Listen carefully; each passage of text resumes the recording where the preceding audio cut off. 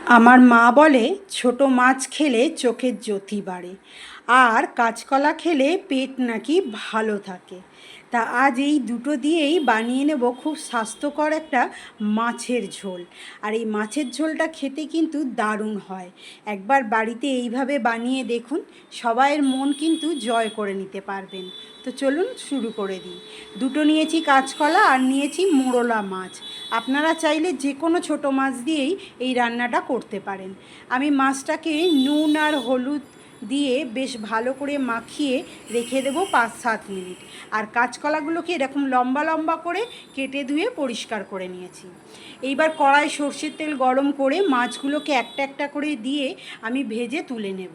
যেহেতু মাছগুলো একটু বড় বড় ছিল, তাই আমি গোটা গোটা রাখার জন্য বেশ একটা একটা করে দিয়ে দিচ্ছিলাম তেলের মধ্যে। দিয়ে আমি বেশ লাল করে কড়কড়া করে মাছগুলোকে ভেজে তুলে নিচ্ছি। কেমন লাগছে এই রেসিপি জানাতে কিন্তু ভুলবেন না। তো মাছ ভাজা হয়ে গেছে, সেইগুলো আমি তুলে নিচ্ছি। আর ওই তেলেই দেবো আমি ফোড়ন।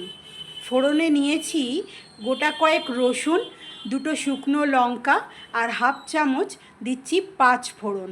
এই রেসিপিতে 5 ফোড়ন দিলে বেশ ভালো লাগে আর একটু খেতে। দিয়ে দিলাম কাঁচকলাগুলোকে, দিয়ে আমি হাই ফ্লেমেতে 5 থেকে 7 মিনিট কাঁচকলাগুলোকে বেশ ভালো করে নাড়াচাড়া করে নিলাম। এরপর আমি মিডিয়াম সাইজের দুটো পেঁয়াজকে পাতলা পাতলা করে লম্বা লম্বা করে কেটে রেখেছিলাম, সেইটা দিয়ে দিলাম কড়ার মধ্যে। পেঁয়াজটাকে বেশি লালচে করে ভাজবো না, খুব হালকা করেই ভেজে নেব কাঁচকলার সঙ্গে। বেশ হাই ফ্লেমেতে 5 থেকে 7 মিনিট নাড়াচাড়া করলেই কাঁচকলা আর পেঁয়াজ দেখুন ভাজা হয়ে গেছে।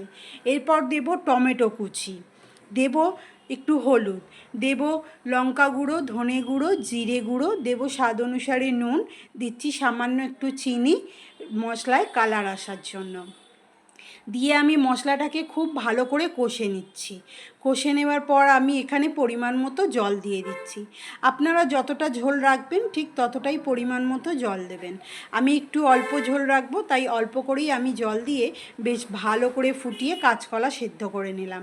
এরপর আমি দিয়ে দেব ভেজে রাখা ছোট মাছগুলো, মোরলা মাছগুলো। মোরলা মাছগুলোকে দিয়ে আমি দিয়ে দেব ওপর থেকে 1 চামচ রায়তা। রায়তা বা কাসুন্দি দুটোর মধ্যে যে কোনো একটা দিলেই হবে। তো দিয়ে আমি দিয়ে দিচ্ছি ধনেপাতা কুচি। ধনেপাতা কুচি যদি পছন্দ না হয় তাহলে কাসুরি মেথি দিতে পারেন, এতেও কিন্তু বেশ ভালো লাগে এই রান্নাটা।